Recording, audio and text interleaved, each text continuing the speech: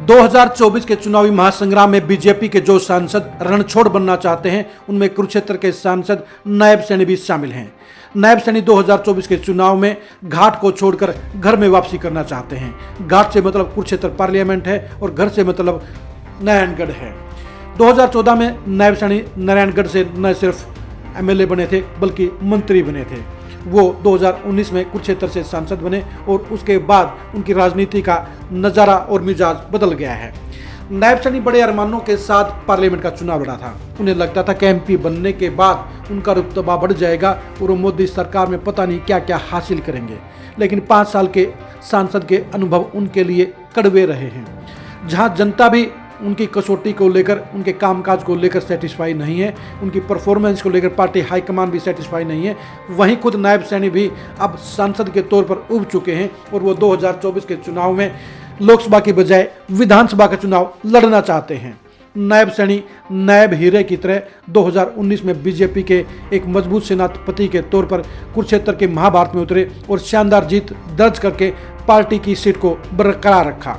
लेकिन 2024 के चुनाव के लिए खुद पार्टी हाईकमान कुरुक्षेत्र में नायब सैनी को लेकर रिस्क नहीं लेना चाहती। नायब सैनी की लोकप्रियता अब कुरुक्षेत्र पार्लियामेंट में बहुत नीचे जा चुकी है और लोगों में उनके प्रति रोष का माहौल है। नायब सैनी भी इस हकीकत को जानते हैं कि वो 2024 का चुनाव नहीं जीत पाएंगे, इसलिए वो पार्लियामेंट का चुनाव नहीं लड़ना चाहते और वो इसके बजाय नारायणगढ़ में अपनी पुरानी सीट पर विधानसभा का चुनाव लड़ना चाहते हैं। नारायणगढ़ में वैसे भी बीजेपी के पास कोई मजबूत दावेदार नहीं है, इसलिए बीजेपी उनकी वापसी को लेकर रजामंद भी है। लेकिन दिक्कत दोनों जगह है। पहली दिक्कत इस बात की है कि कुरुक्षेत्र पार्लियामेंट में नायब सैनी का विकल्प कौन हो। नायब सैनी के विकल्प के तौर पर जहां सैनी नेताओं की तलाश जारी है, वहीं गैर जाट नेताओं को लेकर भी बीजेपी सर्वे करा रही है। 2014 और 2019 में दोनों बार राजकुमार सैनी और नायब सैनी के एमपी बनने के चलते बीजेपी का एक बड़ा वर्ग चाहता है कि 2019 में कुरुक्षेत्र सीट पर लगातार तीसरी बार सैनी को प्रत्याशी बना जाए। सैनी समुदाय के नेताओं में इसमें उनके पास 2 विकल्प हैं, पवन सैनी और पूर्व सांसद कैलाशो सैनी। दोनों ही नेता अलग अलग मिजाज के हैं। जहां कैलाशो सैनी इनेलो से बीजेपी में आई हैं, वहीं दूसरी तरफ पवन सैनी भी लाडवा के चुनावी दंगल को छोड़कर अब पार्लियामेंट में किस्मत आजमाना चाहते हैं। पवन सैनी भी पिछला चुनाव लाडवा से हार गए थे और 2024 में भी उनकी जीत की संभावनाएं बेहद कम हैं, इसलिए वो भी विधानसभा की बजाय लोकसभा का टिकट हासिल करना चाहते हैं।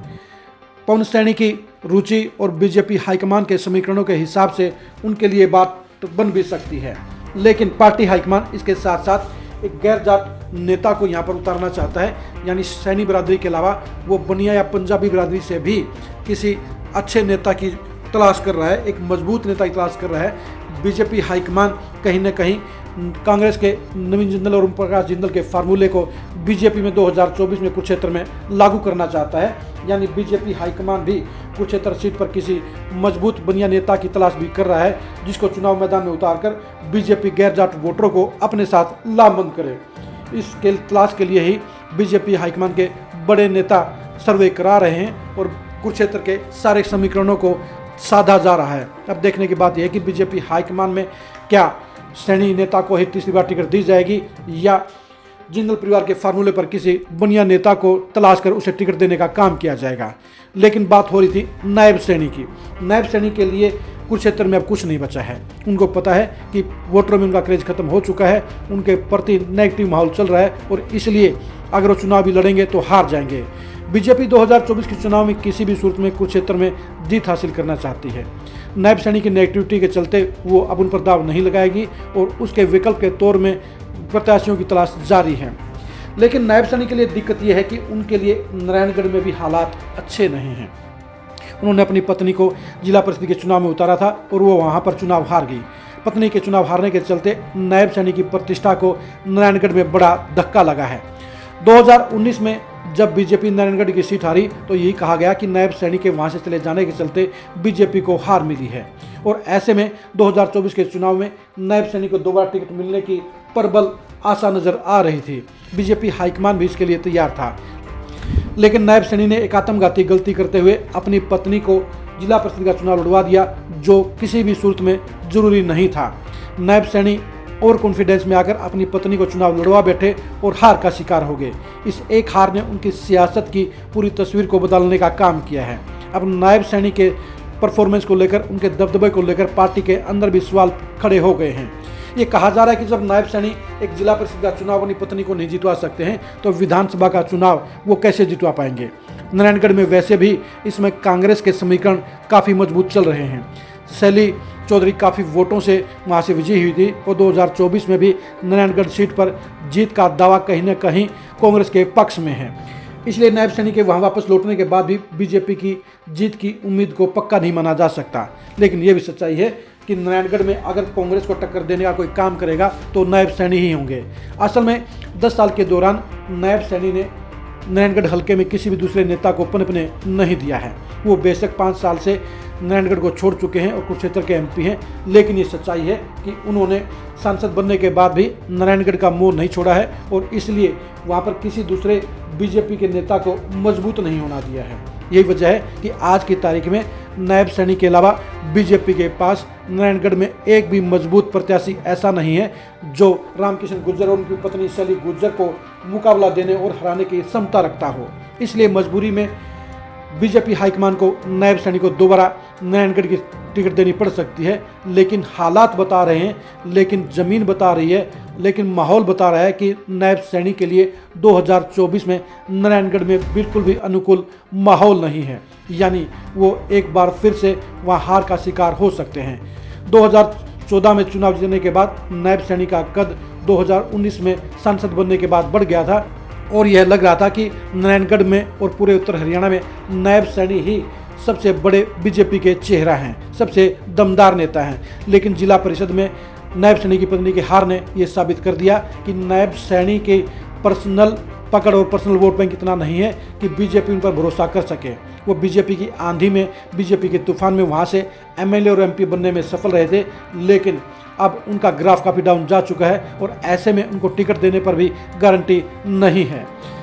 नारायणगढ़ और कुरुक्षेत्र के दोनों की सियासी हालात बता रहे हैं कि नायब सैनी अब ना तो घर के हैं और ना घाट के हैं। यानी ना तो उनको विधायकी की टिकट रास आएगी और न ही सांसदी की टिकट उन्हें दोबारा से एमपी बनवा पाएगी। यही वजह है कि बीजेपी अब नायब सैनी को लेकर खुद ही चिंता में पड़ गई है। कुरुक्षेत्र लोकसभा सीट को लेकर जहां नायब सैनी का पत्ता कटना साफ है, वहीं नारायणगढ़ विधानसभा सीट को लेकर भी नायब सैनी के विकल्प के तौर पर पार्टी दूसरे चेहरों की तलाश कर रही है। यह सच्चाई है कि अभी नायब सैनी का मजबूत प्रत्याशी, मजबूत विकल्प अभी नारायणगढ़ में पार्टी को नहीं मिला है, लेकिन पार्टी का सर्वे जारी है। पार्टी वहां पर आकलन कर रही है और ऐसे में अगर नायब सैनी से बेहतर प्रत्याशी बीजेपी को मिल गया तो नारायणगढ़ में नायब सैनी को टिकट नहीं मिलेगी और पार्टी किसी नए चेहरे पर दाव लगाएगी। बीजेपी 2024 के चुनाव में तीसरी बार सत्ता की हैट्रिक लगाने के लिए उत्तर हरियाणा पर खास फोकस किए हुए है और उन सीटों पर लगातार टकटकी लगाए हुए है। उन सीटों को लेकर लगातार रणनीति बना रही है, जहां पर उसे 2014 में जीत हासिल हुई थी। इन सीटों में नारायणगढ़ सीट भी हासिल है। इसलिए बीजेपी नारायणगढ़ में नए सिरे से समीकरणों को खंगाल रही है, क्योंकि नायब सैनी की पत्नी की जिला परिषद चुनाव में हार के बाद बीजेपी को झटका लगा है और इसलिए बीजेपी नायब सैनी की बजाय किसी दूसरे प्रत्याशी पर भी दाव लगाने का काम कर सकती है। अगर ऐसा होता है तो फिर नायब सैनी 2024 में बेरोजगार हो जाएंगे, यानी उन्हें ना तो लोकसभा की टिकट मिलेगी और ना विधानसभा में उन्हें टिकट मिलने दी जाएगी। यानी दोनों तरफ से नायब सैनी की सियासी तकदीर खतरे में आ गई है और उनके लिए 2024 में अनुकूल हालात नजर नहीं आ रहे हैं। 2024 में नायब सैनी का क्या होगा? क्या बीजेपी हाईकमान नारायणगढ़ को लेकर उनके प्रति पॉजिटिव रहेगी या नारायणगढ़ में उनकी टिकट काटने का काम किया जाएगा? इन दोनों ही हालात को जानने के लिए, बीजेपी के समीकरणों को जानने के लिए, नायब सैनी की भविष्य की सियासत की गहराई को जानने के लिए आप लगातार खरी खरी न्यूज़ के साथ बने रहिए। आप हमारे फेसबुक पेज को लाइक कीजिए और यूट्यूब चैनल को सब्सक्राइब कीजिए। नमस्कार।